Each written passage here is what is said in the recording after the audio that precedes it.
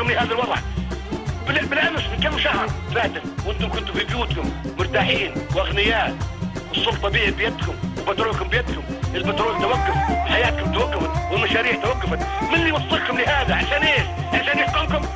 شتوا هذه العصابات اللي تشكلها الاستعمار، الخونة، علشان يجيبوا الاستعمار يشردوا شعبنا، يشردوا الشعب الليبي، فرغوها من السكان، اللي خلوا الشعب الليبي في هذا الوضع، وخلوا النسوان الليبي في هذا الوضع، هذا هو اللي انقضوا عليه، انقضوا عليه.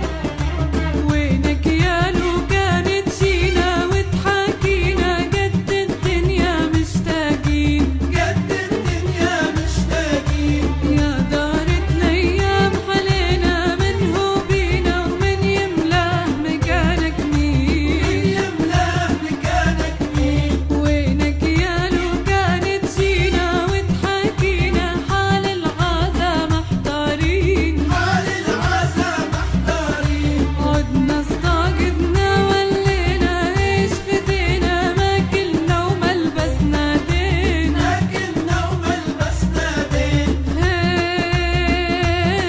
هي بانت فينا ولقيناها، نيتك ضرتنا مقواها، بانت فينا حسيناها، ظالم المظلوم خذاها. ومن يجرى اليوم يواجهنا، ومن يجرى يسكتنا، احنا قصرنا وغلطنا، سامح يا والدنا.